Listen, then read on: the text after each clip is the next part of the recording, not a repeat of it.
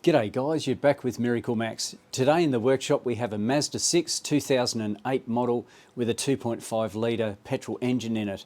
It's got the check engine light on. What's wrong with it? I don't know. Let's check it out together. Max the mechanic is the man. Can fix it all, yes he can. With a joke and a cheer, your car troubles disappear. The customer has already done some work on it and has checked out a fault code relating to the intake swirl flaps. So we'll hook up the scan tool again and see what that relates to. Okay, we've carried out a full system scan. As you can see, the one that really we're worried about today is the PCM one, fault number 1. It says there, Intake Manifold Runner Control Circuit Low, and that's a P2009. So that's the guy that we'll be chasing, but keep in mind it says circuit low. Having a look at the wiring diagram here, the solenoids, there's actually 3 in this model. I thought there was only 2. We've got one over here, one here, and the other guy he's tucked over here somewhere. Now I thought this tricked me a bit, this black wire here. I thought that was actually going to an earth, but it's actually a power feed. You can see it comes over here, it's spliced in to all these other solenoids and bits and pieces. It actually goes down to the oxygen sensor as well. See it slide down to here? So it's actually a power feed to all the sensors, or solenoids, sorry. So it's saying circuit voltage low. So that could mean several things. It could mean that we have low voltage going to these. It could mean that these might have a high resistance, and that's certainly a possibility. That's a common fault with these things. Obviously, if we have high resistance, that will drop our voltage, well, current down as well, won't it? And that can flag a check engine light. So that's what we'll look for. Just make sure we've got good voltage going to these fellas first. And secondly, then we'll check the resistance of every single one. The customer has stated that he's replaced one of them, so we could use that as a baseline to see how these other guys compare with the resistances compared to the new one. Keep in mind the location of these fellas. I'll show you shortly why that concerns me. Now I'll probably put a link to another video that I did some time ago on a Ford Focus that has a similar sort of setup with these swirl flaps. So the reason that it concerns me is the location of these solenoids. Now keep in mind electronic components hate heat, all right? They don't like it whatsoever. And believe it or not, they've got these wonderful solenoids bolted to a plate, which is then bolted to the engine. Great idea. So we've got one solenoid here, and there's a third guy over here. Now this is the first time I've seen a third solenoid on it, so we'll have to check that guy as well. So we'll be doing some basic checks first. We'll check for power first, and then we'll check for resistances. So I've hooked up a current clamp there to go onto my oscilloscope just to see what the new one is like compared to the old ones. So there's our new ones, that orangey looking thing down there, and the other one's up here, so I'll do a check on that one. And then the final one, the third one, is that guy right, where are you? Right there. So we'll do apples for apples. We haven't even touched any wiring or anything as yet. We've just got the current clamp around each individual wire to see how much current is being drawn. So what I've done here is sort of at the other end of the scale, I'm having a look at the solenoid amperage draw. This is the current ramp, this guy up here. It's only a little tiny one, so I suggest even before we've looked at the solenoid itself, we're probably looking at about 20 to 30 ohms, I guess, because there's very little current draw there.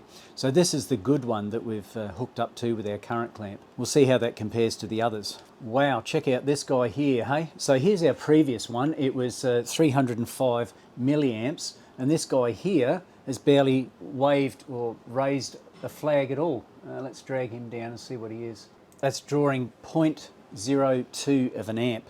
So that's basically nothing, is it? Wow. We'll go into the third solenoid now. So this was the one right next to the orange, or the new one. We'll now go into that one that looks like it's on the intake ducting, and we'll do a current draw check on that. And then we'll pull them apart and do a resistance check on each individual one of them and see what they're like. So this is our third solenoid, and it's a bit weird because it's really, really low. That's the ripple there, the current draw, and what's that? Point sneeze and a half, I'm thinking. Yeah, 0.07, there's basically nothing there. Either way, what we're seeing is a clear, distinct difference between the new solenoid and the other two. So we'll now do resistance checks on those guys and see what they're reading. So at the moment we've back probed the solenoid over here with our multimeter, and we're just seeing what sort of resistance we have.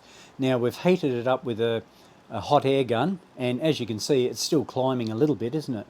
It's not drastic or anything, but that's sort of within QE. That's what I would expect of a solenoid, something along those lines. Obviously if we increase the heat it's going to get higher in resistance, but this is the one that's on the intake ducting over here. So the next one we'll do will be the one that's over there right next to the brand new one, which is, I don't know, somewhere hidden under all that hosing and wiring. So we'll check that one next and we'll compare it to our brand new one. That'll give us apples for apples. Now, to say that we've had a quiet chuckle to ourselves is an understatement. We've been cacking ourselves laughing here because it's hilarious. Check it out. That's what, 206 ohms resistance. So there's your problem, lady. I think we should heat it just for the sake of the exercise. I'm not sure it'll make any difference. It's clearly got excessive resistance in that particular solenoid. So the one that's been replaced is the guy that's Fat Finger, the guy just there, and this one's right next to us. Remember I said they sit on this stupid plate and it acts as a heat sink, and then that's bolted to the engine, and of course all the heat goes into that and then it just damages the wiring. Like, why stick anything electronic right onto the engine like that? It should have a lot of air, etc. Some of these, I have heard of some people relocating these things into a different area, so and extending wiring, etc., just so that they don't play up again. So let's just whack some heat on that, and we'll see if that makes any difference to it. Oh, look at that. Okay, we're in the 1.2, and I saw it go open circuit then. Did you see that? Yeah. So I saw it go open circuit, so clearly that's exactly what happened on the Ford Focus that I worked on. I'll put a link in there somewhere. But if we continue to heat this thing, it will in turn just open circuit as a result of the heat. So we're in the kilo ohm range already just by a split second with the hot air gun. So I believe we've found the problem. We're just as a matter of course, we're going to do terminal retention checks on each of those individual connectors to make sure everything's honky-dory. But look how far that's coming down. You know, it's starting to drop already as it cools down. So yep, there's our problem there. So it's just a matter of understanding how the system works. All it is a piece of wire, and internally somewhere there is a break or a high resistance that's causing this issue. And of course, when it's stuck under the bonnet in the engine, as the heat increases, then it will eventually open circuit. Have a look at that now. It's dropped heaps, hasn't it? Okay, we will do some terminal checks and then we'll call it, I think. Okay, just revisiting this waveform here where we have this tiny little current draw here. Why is there such a low current draw on this suspect solenoid? Ohm's law tells us that current and resistance are opposed to one another. Therefore, if we have high current, for example, we're going to have low resistance. On the other hand, if we have high resistance, we're going to have low current, as in the case of our waveform. So because we've looked at this waveform and we've seen a very small amount of current being drawn, we naturally know that the resistance is going to be excessive. That in turn explains our fault code, Intake Manifold Runner Control Circuit Low. So the current being drawn is very minimal because of this excessive resistance that we're seeing. And for those of you who are slightly curious, the part number on this particular one is a VS220, and they call it a vacuum solenoid valve. Anyway, that's gone.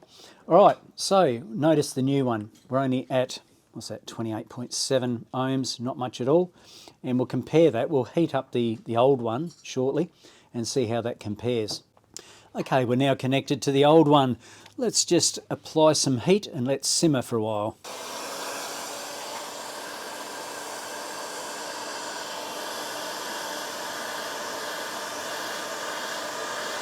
Perhaps it just needed to get some more heat into it. I think I better stop. I think I just melted all my wiring. Did too. Anyway, it's going up and up and up. I think I better let my wiring cool for a bit. It's definitely not healthy. Anyway, proof of concept, excess heat, apart from melting my wiring, increases the resistance in the solenoid itself. After a full system scan, we've got a clean bill of health for our powertrain control module. That's the only one that we were worried about. We know that he's got an aftermarket radio, that explains that one. We're not chasing this guy here. Seems like we've solved the issue. Of course, a road test will prove everything, and time will tell if the code comes back. But certainly that high resistance was the fault. After a thorough road test, the check engine light has remained extinguished. It's history. Or not. It's cleared, whatever the case. The customer is really happy with the results. If you're happy with the results of this video and you haven't already subscribed, please do so. Give it a like and feel free to comment down below. Of course, don't forget about that notification bell. You don't want to miss any future videos. Of course, you can catch up with us on Facebook as well as Instagram to see what's happening in the workshop as well as the electronics lab. And while you're hanging around for the next video, have a look through the channel, see what else might interest you. But in the meantime, guys, this is MiracleMAX signing off. I will catch you later.